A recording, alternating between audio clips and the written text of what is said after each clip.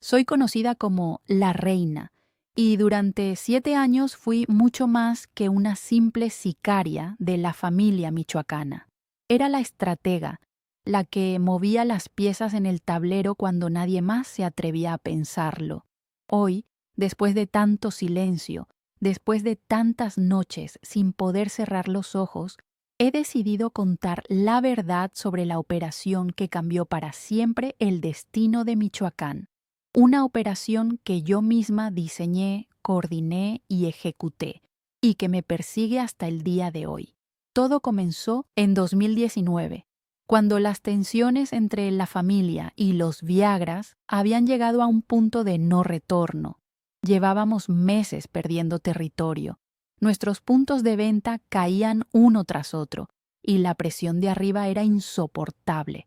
El tísico, nuestro líder en ese entonces, me llamó una madrugada a su rancho en Apatzingán.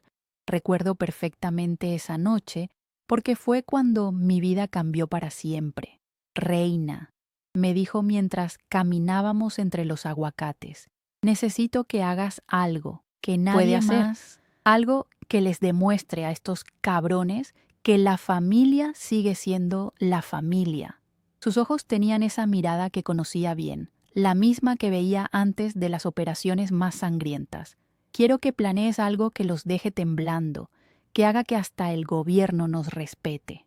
Esa fue la noche en que nació la operación más ambiciosa que había concebido en mi vida criminal.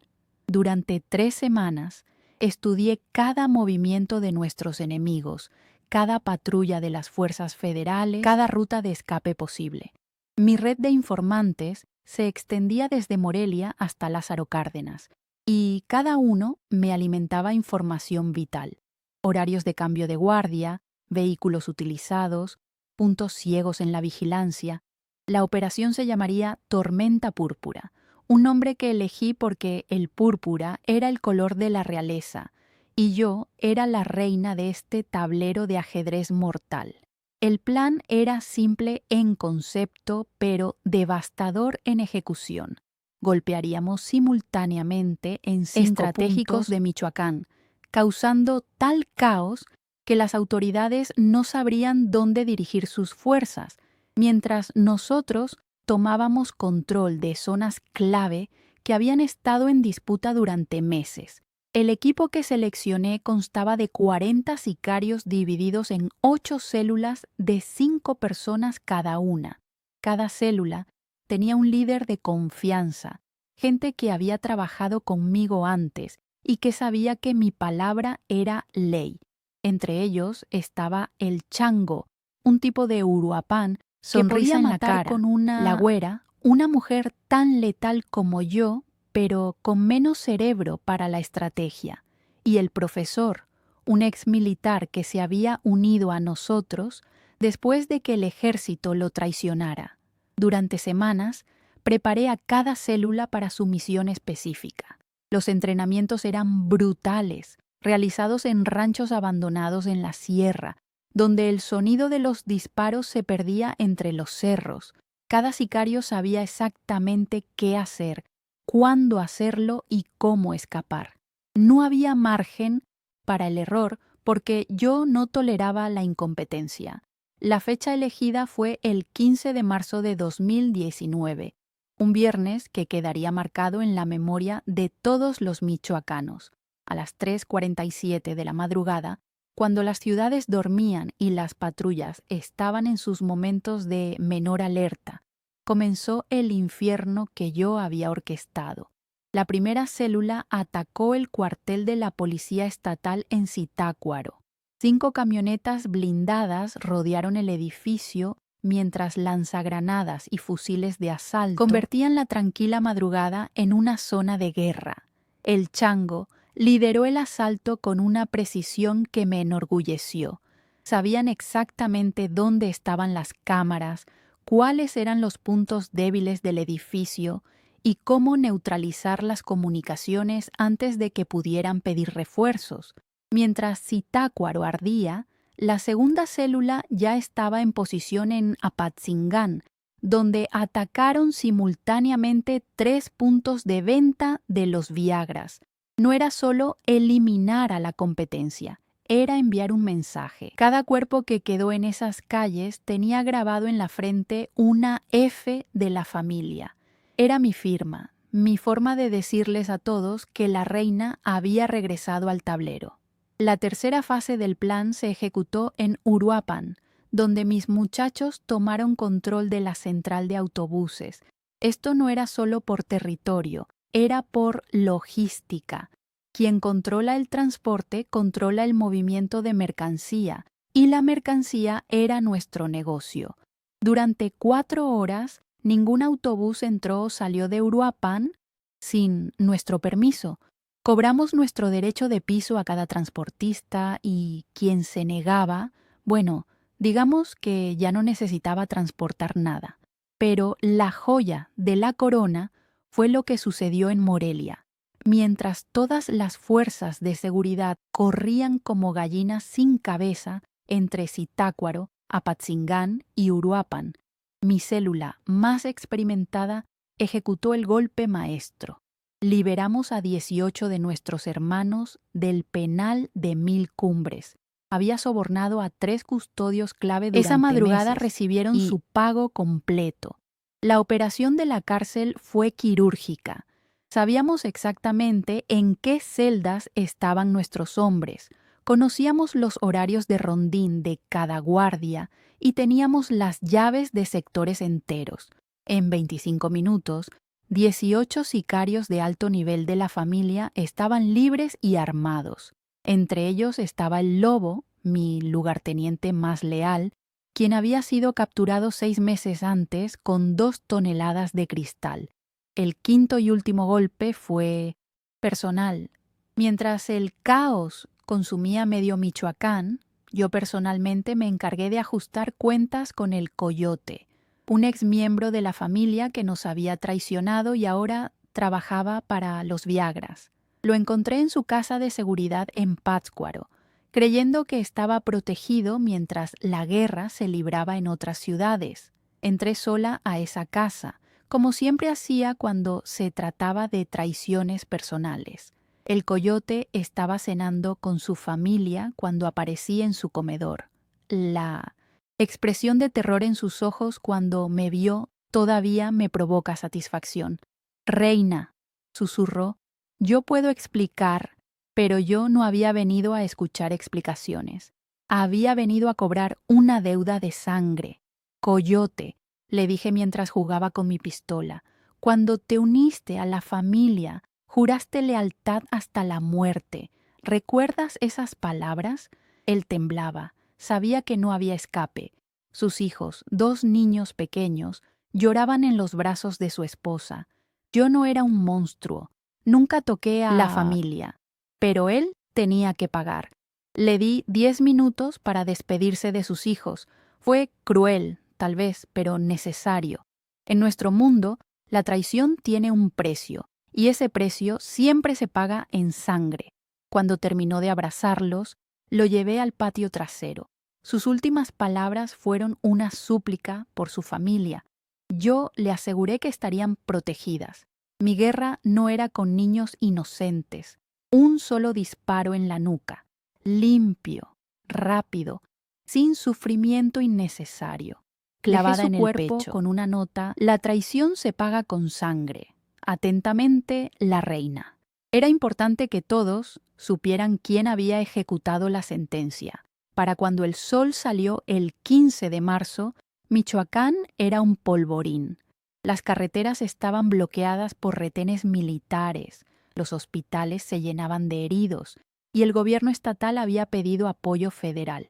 Habíamos logrado algo que parecía imposible: paralizar un estado entero con una sola operación coordinada. Los medios hablaron de noche más sangrienta en la historia reciente de Michoacán. Contaron 16 muertos del lado enemigo, 5 policías heridos y una cárcel violentada. Pero los números no contaban la historia completa. No hablaban del miedo que se instaló en las calles, de los comerciantes que cerraron sus negocios durante semanas, de las madres que no dejaban salir a sus hijos. Yo había creado una obra maestra de terror estratégico y durante los días siguientes recibí el reconocimiento que merecía. Tísico me abrazó como a una hija cuando regresé al rancho. Reina, me dijo, has demostrado que eres la mejor estratega que ha tenido la familia. Michoacán es nuestro otra vez. Por 3 meses fuimos los reyes indiscutibles del estado. Nuestros territorios se expandieron, nuestros ingresos se triplicaron y mi reputación creció hasta convertirse en leyenda. Sicarios de otros cárteles querían trabajar conmigo y líderes rivales me temían más que a cualquier otro enemigo. Pero el éxito de la Operación Tormenta Púrpura también plantó las semillas de mi caída. El gobierno federal no podía permitir que una sola persona hubiera humillado así al Estado mexicano. Crearon un grupo de trabajo especial con un solo objetivo: capturar o eliminar a la reina. La presión comenzó a aumentar gradualmente. Mis informantes empezaron a desaparecer uno por uno. Mis rutas de escape fueron comprometidas. Mis casas de seguridad fueron descubiertas. Alguien muy cercano me estaba traicionando y yo sabía que era solo cuestión de tiempo antes de que llegaran por mí. La paranoia se convirtió en mi compañera constante. Ya no podía confiar en nadie completamente, ni siquiera en mis lugartenientes más leales. Cada llamada telefónica podría ser interceptada. Cada reunión podría ser una trampa. Cada día podría ser el último. Fue el profesor quien finalmente me confirmó mis sospechas. Una noche, mientras revisábamos planes para una nueva operación, me llevó aparte y me dijo: Reina, hay una filtración en tu círculo íntimo. He estado siguiendo las pistas y todo apunta a alguien muy cercano a ti. Sus palabras fueron como un puñal en el estómago. Durante semanas investigué en secreto, utilizando mis propios métodos para rastrear la traición. Instalé cámaras ocultas, intervine teléfonos, seguí a mis propios hombres. La verdad, cuando finalmente la descubrí, fue más dolorosa de lo que había imaginado. El traidor era el lobo, mi lugarteniente más leal, el hombre al que había liberado de la cárcel durante la Operación Tormenta Púrpura. Los federales lo habían capturado después de la fuga, lo habían torturado durante días y finalmente habían quebrado su voluntad amenazando a su hija de 5 años. A cambio de su cooperación, le habían prometido protección para su familia y una reducción significativa en su sentencia. Descubrir que el lobo me había traicionado fue como descubrir que tu propio corazón te estaba matando. Habíamos trabajado juntos durante 4 años. Él había estado a mi lado en las operaciones más peligrosas. Había salvado mi vida en 3 ocasiones diferentes y ahora me estaba entregando a nuestros enemigos por el amor a su hija. La confrontación fue inevitable. Lo cité en un almacén abandonado en las afueras de Apatzingán, el mismo lugar donde habíamos planeado mi primera operación juntos. Cuando llegó, pude ver en sus ojos que sabía que yo había descubierto su traición. No intentó negarlo. El lobo nunca había sido un cobarde. Reina, me dijo con voz, tú no tienes hijos, no puedes entender lo que es ver a tu pequeña amenazada por estos cabrones. Tenía lágrimas en los ojos, pero su mano estaba cerca de su pistola. Sabía que uno de los dos no saldría vivo de ese almacén. Lobo, le respondí, tú juraste lealtad a la familia. Eso incluía estar dispuesto a morir por tus hermanos. Ahora me has condenado a muerte por salvar a tu hija. Mi voz era fría, pero por dentro mi corazón se desangraba. Matar al lobo sería como matarme a mí misma. Si tienes que matarme, hazlo, me dijo mientras ponía su pistola en el suelo. Pero, por favor, protege a mi niña. Ella no tiene la culpa de las decisiones de su padre. Era la súplica de un hombre desesperado, de un padre que había sacrificado todo por amor. Durante 5 minutos nos quedamos mirándonos en silencio. Él, esperando la muerte que sabía que merecía según las leyes de nuestro mundo. Yo, luchando entre mi corazón y mi cabeza, entre el amor fraternal y la necesidad de supervivencia. Finalmente, hice algo que nunca pensé que haría. Le perdoné la vida. Lobo, le dije, tienes 24 horas para desaparecer de Michoacán con tu familia. Si alguna vez te vuelvo a ver, no habrá segunda oportunidad. Fue la decisión más difícil de mi carrera criminal y probablemente la que más me costó. El lobo se fue esa misma noche con su esposa y su hija. Los federales perdieron a su informante clave, pero el daño ya estaba hecho. Mi ubicación había sido comprometida, mis métodos habían sido expuestos y mis enemigos conocían mis debilidades.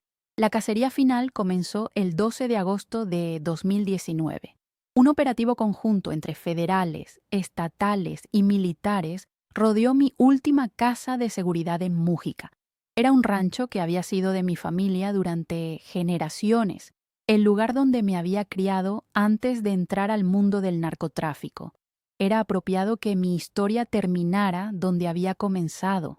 Cuando vi las luces de los helicópteros y escuché el rugido de los motores aproximándose, supe que había llegado mi momento. Tenía dos opciones: salir peleando y morir como la guerrera que había sido toda mi vida, o rendirme y pasar el resto de mis días en una celda. Ninguna de las dos opciones me satisfacía completamente.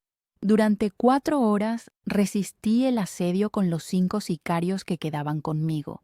Eran muchachos jóvenes, leales hasta el final, dispuestos a morir por su reina. Pero yo sabía que era una batalla perdida. No se trataba de valentía o de habilidad. Simplemente estábamos superados numéricamente por un ejército entero. Cuando se agotaron las municiones y los gases lacrimógenos llenaron el rancho, tomé la decisión más inteligente de mi vida. Me rendí, no por cobardía, sino por estrategia. Sabía que si moría en ese tiroteo mi historia moriría conmigo, pero si sobrevivía, podría contar la verdad sobre lo que realmente había sucedido en Michoacán. Los años en prisión fueron los más duros de mi existencia, no por las condiciones carcelarias que había esperado, sino por el tiempo que tenía para reflexionar sobre todo lo que había hecho. Las caras de las personas que había matado me visitaban en sueños.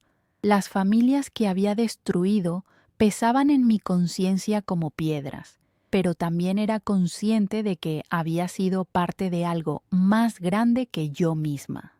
La Operación Tormenta Púrpura no había sido solo un acto de violencia, había sido una demostración de poder, una prueba de que una sola persona con suficiente inteligencia y determinación podía cambiar el curso de la historia. Durante mi encarcelamiento, la familia michoacana siguió operando, pero nunca volvió a tener el mismo poder que había tenido bajo mi liderazgo estratégico. Los nuevos líderes eran brutales, pero carecían de visión. Podían matar, pero no podían pensar. Podían aterrorizar, pero no podían gobernar.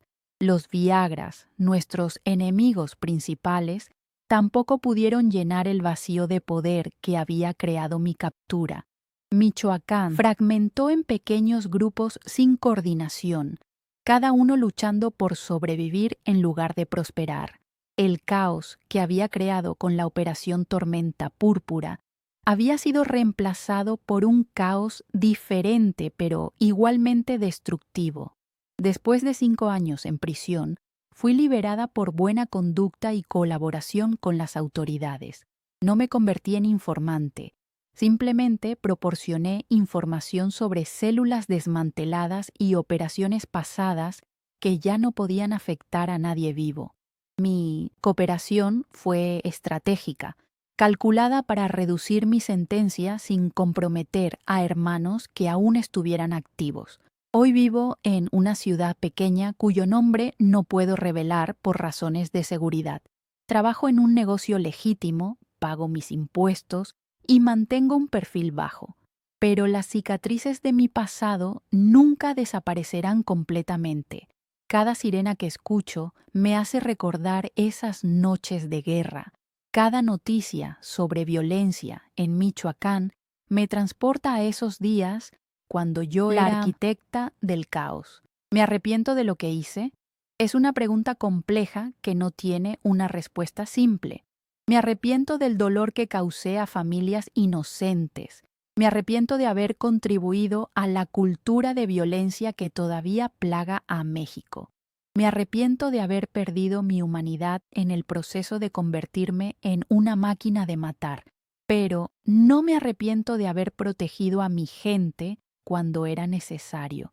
No me arrepiento de haber demostrado que las mujeres podemos ser tan letales y estratégicas como cualquier hombre en este mundo dominado por la testosterona. No me arrepiento de haber probado que la inteligencia puede ser más poderosa que la fuerza bruta. La Operación Tormenta Púrpura fue mi obra maestra y mi maldición. Demostró mi genio estratégico, pero también selló mi destino. Cambió el equilibrio de poder en Michoacán, pero desató fuerzas que nadie pudo controlar completamente. Fue el pico de mi poder y el comienzo de mi caída. Han pasado años desde esa noche, de marzo de 2019, pero las consecuencias de mi operación siguen resonando en las calles de Michoacán. Cada vez que hay un enfrentamiento en Apatzingán, cada vez que encuentran cuerpos en Uruapan, cada vez que el gobierno refuerza la seguridad en el estado, parte de esa violencia tiene sus raíces en la noche en que decidí demostrarle al mundo que la reina era más que un apodo. Contar esta historia ha sido como abrir una herida que nunca terminó de sanar. Cada detalle que he relatado, que he mencionado, cada nombre, cada muerte que he descrito, vive en mi memoria con una claridad dolorosa. Pero era necesario contar la verdad, porque la historia que se cuenta en las calles, en los corridos, en los medios, está llena de mitos y exageraciones. Yo fui la reina de la familia michoacana. Planifiqué y ejecuté una de las operaciones más audaces en la historia del narcotráfico mexicano. Paralicé un estado entero con 40 sicarios y un plan perfecto. Liberé a 18 hermanos de la más prisión segura de la región. Cambié el equilibrio de poder en Michoacán durante meses, pero también fui una mujer que pagó el precio más alto por sus ambiciones. Perdí mi libertad, perdí mi familia, perdí mi identidad. Me convertí en una leyenda, pero las leyendas no pueden abrazar a sus seres queridos, no pueden dormir en paz, no pueden caminar por la calle sin mirar por encima del hombro. Si alguien lee esta confesión y piensa que el mundo del narcotráfico es glamoroso, que ser un sicario es emocionante, que el poder criminal vale la pena, espero que mis palabras les hagan reconsiderar. El poder que tuve fue real, pero fue construido sobre cadáveres y bañado en sangre. La adrenalina de las operaciones fue intensa, pero fue reemplazada por años de pesadillas y paranoia. Cada bala que disparé, cada orden que di, cada vida que tomé, se convirtió en una cadena que me ató a un destino del cual no podía escapar. El poder absoluto que busqué se convirtió en una prisión absoluta. La reina ser se convirtió en una esclava de sus propios crímenes. Michoacán sigue siendo un estado herido por la violencia del narcotráfico. Las heridas que abrí con la Operación Tormenta Púrpura nunca sanaron completamente. Nuevos grupos criminales han ocupado los espacios que dejé vacíos, pero lo han hecho con menos inteligencia y más brutalidad. El resultado es que la población civil sigue sufriendo las consecuencias de guerras que no pidió. Si mi historia sirve para algo, espero que sea demostrar que detrás de cada operativo, de cada enfrentamiento, de cada nota roja, hay seres humanos reales que toman decisiones que afectan a miles de otras personas. No somos personajes de película ni héroes de corridos. Somos personas de carne y hueso que elegimos caminos que nos llevaron a lugares oscuros. La Operación Tormenta Púrpura terminó hace años, pero sus ecos siguen resonando en mi vida diaria. Cada vez que veo las noticias sobre Michoacán, cada vez que escucho sobre violencia entre cárteles, cada vez que alguien menciona a la familia michoacana, una parte de mí regresa a esa madrugada de marzo, cuando decidí demostrarle al mundo que la reina podía paralizar un estado entero. Hoy soy una mujer diferente, tratando de construir una vida nueva sobre las ruinas de mi pasado criminal, pero nunca podré escapar completamente de lo que fui, de lo que hice, de las decisiones que tomé cuando tenía el poder de vida y muerte sobre tantas personas. Esta es mi confesión. Intento de contar la verdad sobre una de las operaciones más devastadoras en la historia reciente del narcotráfico mexicano. No busco perdón porque sé que no lo merezco. No busco comprensión porque entiendo que mis acciones son imperdonables. Solo busco que la verdad sea conocida, para que cuando hablen de la reina y de la operación Tormenta Púrpura, sepan exactamente lo que sucedió y el precio que todos pagamos por esa noche de caos absoluto. El poder que ejercí fue real, pero temporal. Vidas que tomé fueron irreversibles. El caos que desaté cambió a Michoacán para siempre. Y yo, la reina, ahora vivo con el peso de todas esas decisiones, sabiendo que una sola operación puede cambiar el destino de miles de personas, incluido el propio. Hay algo que nunca he contado a nadie sobre esa noche del 15 de marzo, algo que me ha carcomido la conciencia durante todos estos años. Mientras coordinaba la operación Tormenta Púrpura desde mi centro de comando improvisado en un rancho abandonado de Parácuaro, recibí una llamada que no esperaba. Era mi hermana menor, Esperanza, quien vivía en Morelia sin saber nada sobre mi vida criminal. Me llamaba llorando porque había escuchado explosiones cerca de su casa y tenía miedo por sus hijos. Ana, me decía usando mi nombre real. ¿Qué está pasando en la ciudad? Suena como una guerra. Yo tenía que elegir entre mantener mi operación en marcha o advertirle que se encerrara y no saliera en toda la noche. La tensión en mi pecho era insoportable. Por un momento, la estratega fría se quebró y solo quedó una hermana mayor tratando de proteger a su familia. Le mentí. Le dije que era solo una balacera aislada, que se quedara en casa y que todo estaría bien en la mañana. Pero sabía que mis células estaban moviéndose por toda la ciudad, que las calles iban a convertirse en un campo de batalla y que mi propia operación ponía en riesgo a la única familia que me quedaba. Esa llamada duró 3 minutos, pero esos 3 minutos me enseñaron que el poder absoluto también significa la soledad absoluta. Durante las semanas posteriores a la operación, mientras celebrábamos nuestros éxitos y contábamos nuestras ganancias, yo seguía pensando en esa llamada. ¿Qué tipo de persona pone en riesgo a su propia hermana por una operación criminal? ¿Qué tipo de estratega no calcula el daño colateral a su propia familia? Esas preguntas me perseguían más que cualquier amenaza de enemigos o autoridades. La ironía era cruel. Había diseñado la operación perfecta para proteger el territorio de la familia, pero había puesto en peligro a la única familia que realmente me importaba. Esperanza nunca supo que su hermana mayor era la reina. Nunca supo que las explosiones que había escuchado esa noche fueron ordenadas por mí. Nunca supo que durante años había estado cenando en la misma mesa que una de las sicarias más buscadas del país. Cuando finalmente fui capturada, uno de mis mayores miedos no era la prisión o la muerte, era que Esperanza descubriera quién era realmente su hermana.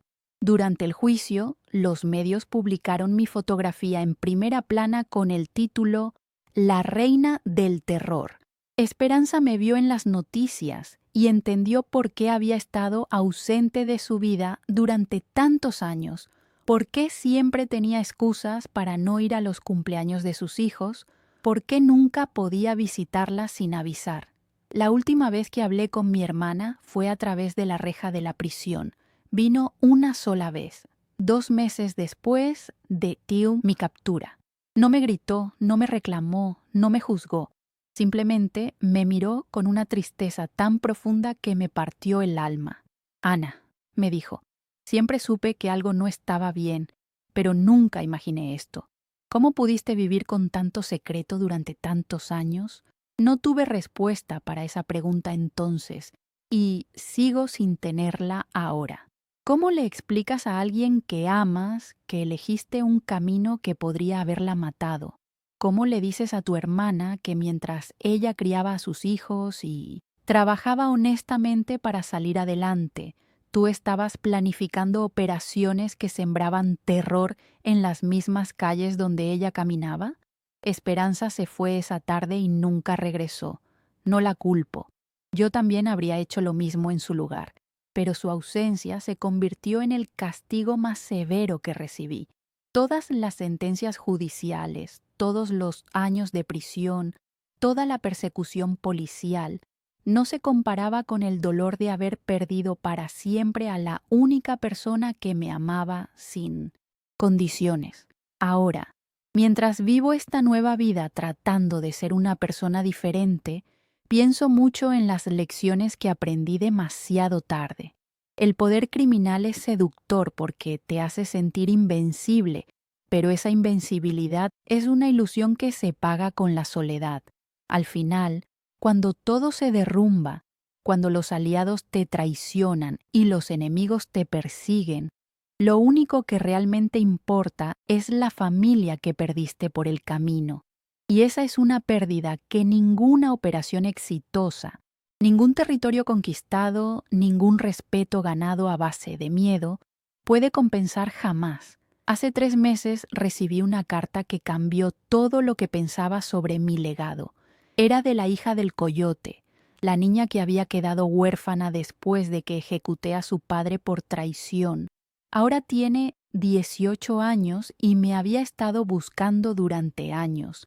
En su carta, escrita con una caligrafía temblorosa pero determinada, me decía: «Señora Ana, mi padre me contó todo antes de morir. Me dijo que usted no era un monstruo, sino una mujer que seguía las reglas de un mundo que no conoce perdón. Quiero conocerla». Esa carta me destrozó más que cualquier sentencia judicial. Durante días no pude dormir, recordando el rostro del coyote cuando se despidió de sus hijos esa última vez. Su hija mayor, que ahora me escribía, tenía apenas 8 años cuando maté a su padre, y sin embargo, en lugar de odio, sus palabras mostraban una comprensión que yo no merecía. Me preguntaba si debía responder, si tenía derecho a formar parte de la vida de alguien a quien había causado tanto dolor. Decidí encontrarme con ella en un parque público de la ciudad donde ahora vivo. Cuando la vi llegar, reconocí inmediatamente los ojos de su padre, esa misma mirada intensa que había caracterizado al coyote. Pero en ella no había el temor que vi en él esa última noche. Había una serenidad que me desconcertó. «Usted mató a mi papá», me dijo sin rodeos cuando se sentó frente a mí, «pero también protegió a mi familia». Después, mi madre me contó que nunca nos faltó dinero, que la casa siempre estuvo segura, que nadie nos molestó jamás. Era cierto, después de ejecutar al coyote, había dado órdenes estrictas de que su familia estuviera protegida y económicamente asegurada.